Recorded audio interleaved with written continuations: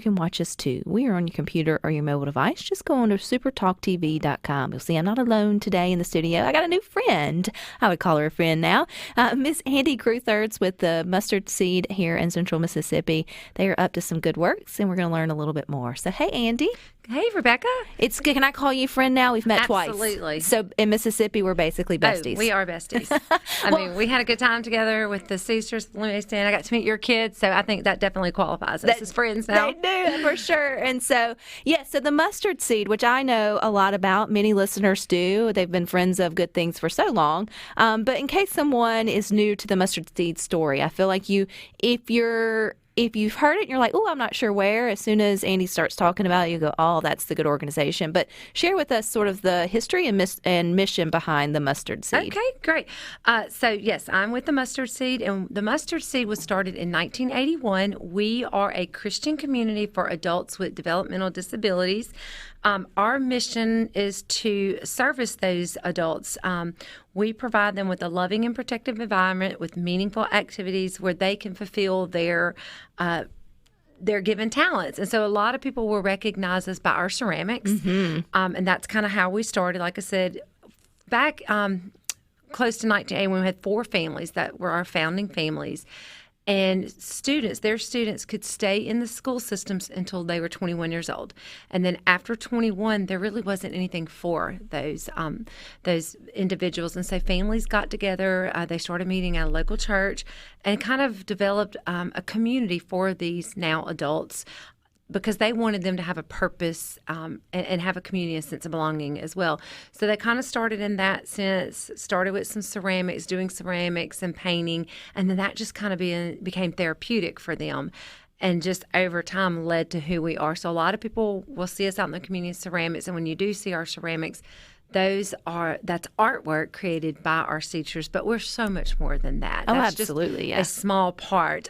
The ceramics part is just a portion. It's, like I said, a therapy part, but it's kind of a It's also your job. biggest fundraiser. It is. I mean, I guess you could look at it as job, too, because they Right. create, they're artists who create, and then it gets sold. Absolutely. So, and that's their purpose. They look at it as a job.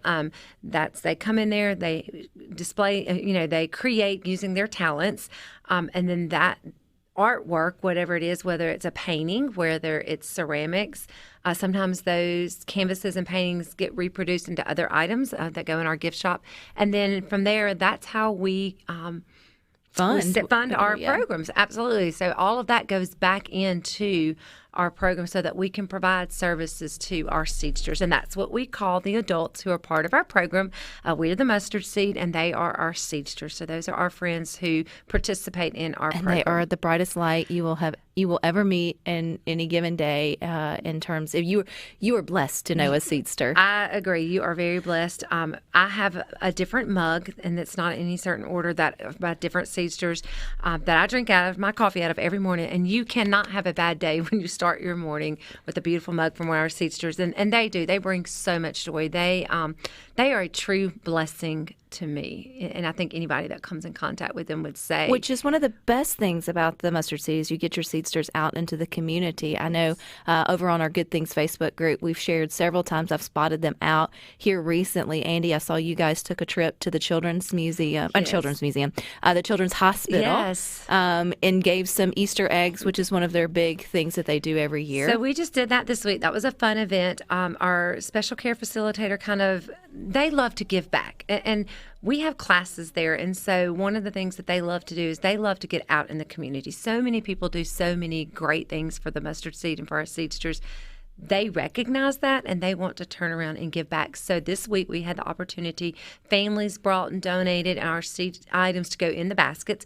Our seedsters put those baskets together, and then I took, along with another staff member, took about 8 seedsters to the Larry Batson Children's Hospital, and we delivered 100 baskets to those children. And I've gotten messages just saying how they were touched. A lady said, "Oh my goodness, my sister went to school with this seedster, and it was the seedster that had colored something in that basket. And she's like, "This is great." She's 29 years old, and this is her friend that she grew up with. So I thought that was very sweet. So they are such a blessing, and they are always wanting to be out in the community and do for others and give back. And it's nice to take them out and share who we are and what we are and what our mission is. But you would be surprised the people that are right here in our backyard that have never heard of the mustard seed. Right, and I think that's why these are good conversations, because there are families across Mississippi who are wondering about programs specifically for adults with learning disabilities, just like or disabilities, like the mustard seed does so well. So, what are those programs? I know some seedsters get to call the mustard seed home. Correct. Not all do that. Right. So,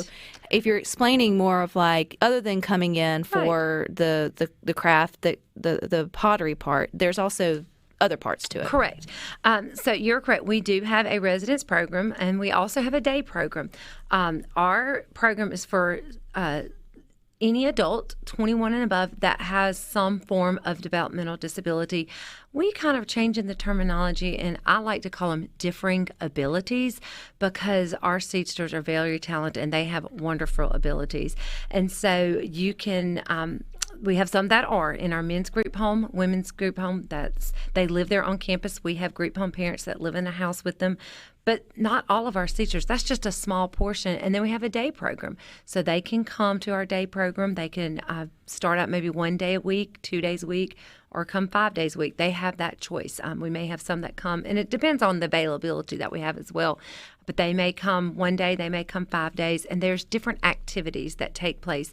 We have different life skills. We teach life skills, different classes that they can take. We have a money management class, a history class, a writing class, drama class, music class. We teach piano lessons. So lots of different activities. We take them out in the community. Like I said, they like to give back. We've done a food drive, a canned food drive that we had on campus, and then I took them to Kroger, and we collected food donations and took those to the food pantry. We've taken that's kind of our communications class, kind of teaching them how to give back and how to communicate. Yeah. And we've taken dog food and taken it to some of the local animal shelters. So there's lots of activities other than just sitting. A lot of people think we just sit and they paint all day, and that is part of it, just a small part of it. But it's where they can be with others that are like them and feel secure, but they can grow and develop as well. And they can grow in their life skills and communication skills. And we do that through these activities, through painting, through ceramics, but through other activities as well. And one of the other fundraising things that you guys do, besides the selling of the pottery, which again, I say, if you don't have a Christmas ornament, a coffee mug, and an egg, then you're missing out. You are definitely missing out. Those are definitely like the three things I feel like you need. But it's through Squeeze the Day. Right. So how many years have we been doing Squeeze the Day? This is our third Squeeze the Day. This is my first as Director of Community Relations. We used to do another fundraising. COVID hit, and that kind of stopped. And so we had to get creative in our funding because we are a nonprofit. And so all of our funding, obviously there is tuition that comes with being a seedster, but that doesn't even cover what it costs to run our program. So we have to depend on creative ways to fundraise and support from financial support from our supporters, people that give back to us. And so Squeeze the Day, this year, it's a month-long campaign. We kicked off in April, the 1st of April, and we're asking families, businesses, anybody, church groups. We've had schools, we've had local schools. Daycares. They were our very first, and they were wonderful. To host a lemonade stand. You can set it up, do it any way you like. We can bring seedsters, and you just can sell it for a set price, ask for donations. We have some that are doing lemon cookies, lemon bars, lemonade, whatever. And then your lemonade stand benefits the mustard seed. And so you can do it any day, any time. And then on May 6th, there's actually a National Lemonade Day.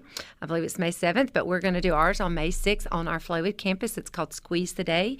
And we're going to have a lemonade stand on our campus right there on Luckney Road in Flowood. And we're asking families to come by, and we'll have Chunky Dunks will be there with their food truck. We'll have games, activities, teachers will be there. Our gift shop will be open. And we're just asking families to come by, buy a glass of lemonade, support the Mustard Seed, and just see what we're all about.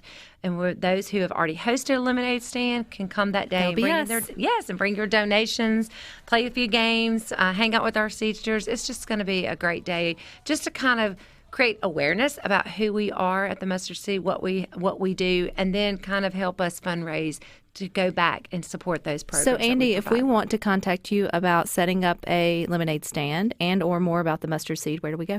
Well, actually, you can go to find out more about the lemonade stand. You go to our website, which is mustardseedms.org. That's mustardseedms.org. And there is a Squeeze the Day menu. You can click on that. That tells you how to register your lemonade stand. We have cups that we'll bring you that you can use, our cups and information yard signs that you can use for your lemonade stand. And then it just gives information about what that looks like, what you can do, and then come back on May 6th and join us on campus for our Squeeze the Day on campus. All righty.